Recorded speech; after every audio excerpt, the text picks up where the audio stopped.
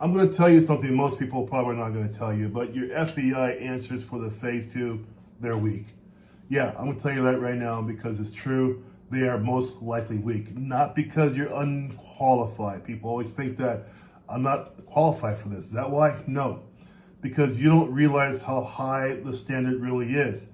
I've been doing this for 7 years. I've been coaching people for FBI for 7 years. 90.4% success rate. When I get my new clients, 95% of the time, they're not ready. You know, you might think, well, that's cool, Coach Mitch, but I feel confident right now. I've been practicing. I thought about my stories. Maybe you even ran a few through your head.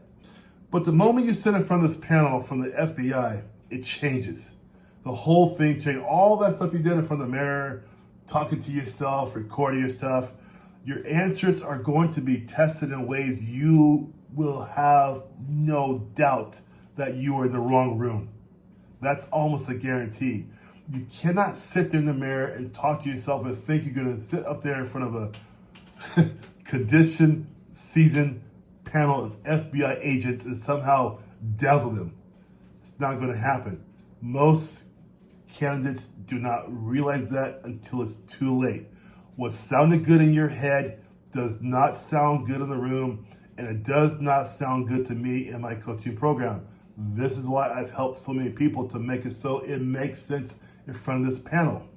You know, your answer only sounds good to you. That's the first thing, right? You play it in your head 10 times. Oh my God, of course that sounds good. But to the panel, it sounds like everybody else. Why do you want to be an FBI agent? Well, because I want to serve my country. Everybody's saying that. Same answer. I want to serve my country. They do not want to hear that answer anymore, and I don't want to hear that answer. You have to come up with something that makes a lot more sense than that. That's the most generic, topical answer in the world. It's a lazy answer. They don't want lazy FBI agents. That's a lazy answer. Number two is you are explaining what happened in your answer, but not why you did it. They want to know, this panel in front of you, these people in front of you, they're asking you, what is your reasoning? Why did you do it, right?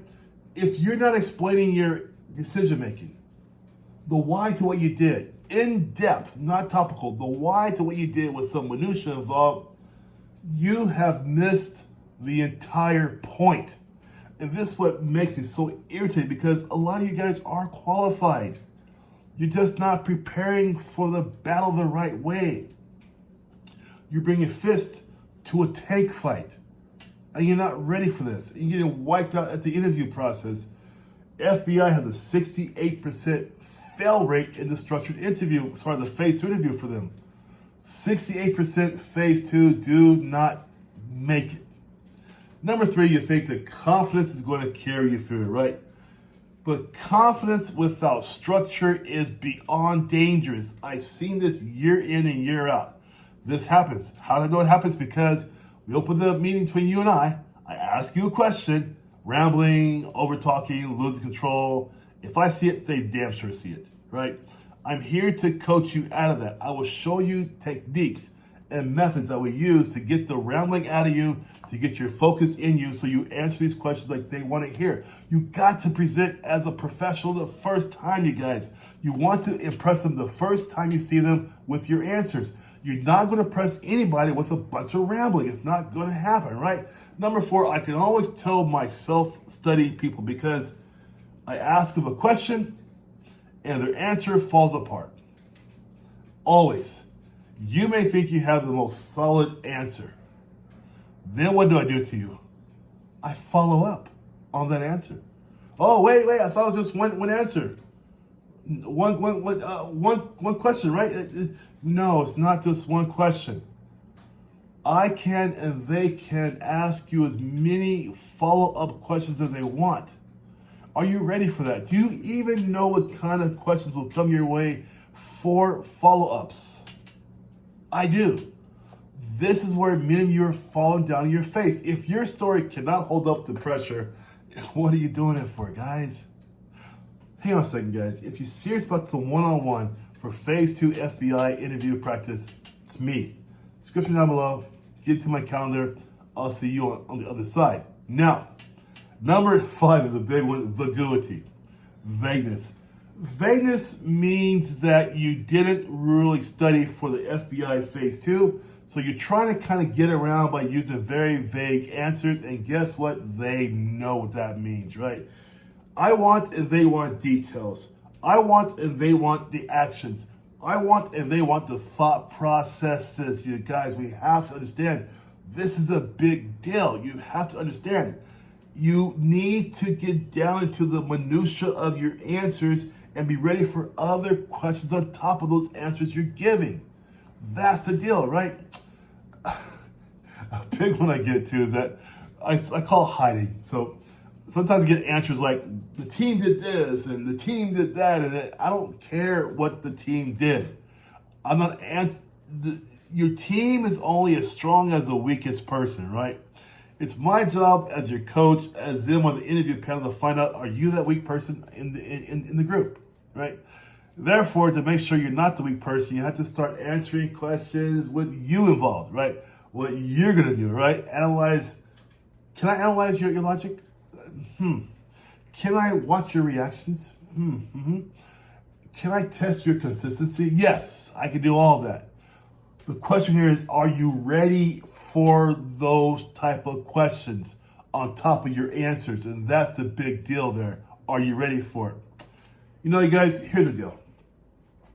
Many people are bringing these civilian type tendencies into this federal level FBI interview, right? Into the Phase 2.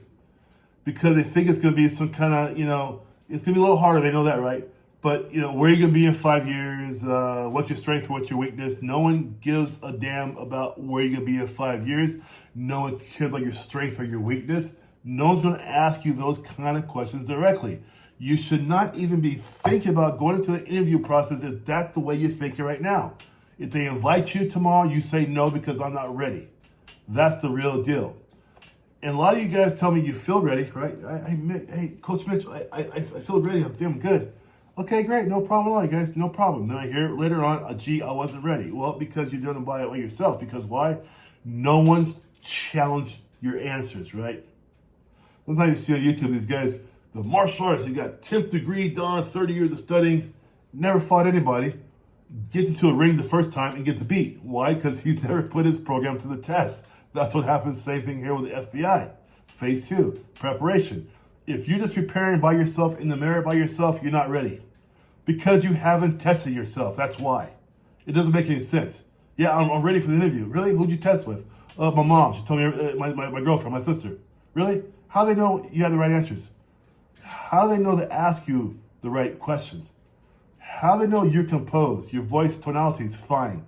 You can handle other questions. How do they know this? They don't know.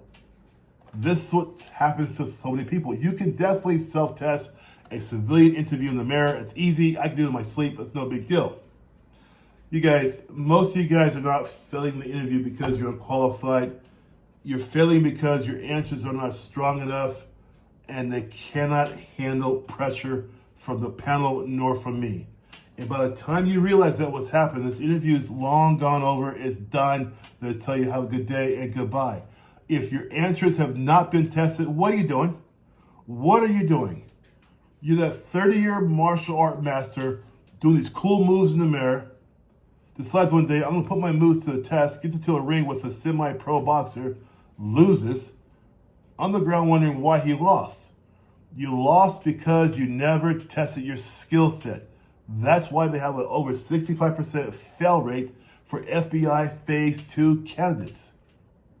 I teach you how to fix all those issues from the get-go. 90.4% success rate. Not because I'm an easy guy, because I'm a good coach. I believe in what I'm doing. My heart and soul is into my coaching. I love this. I love to make champions. And the bigger picture real quick, I'm working on my legacy. This is my legacy.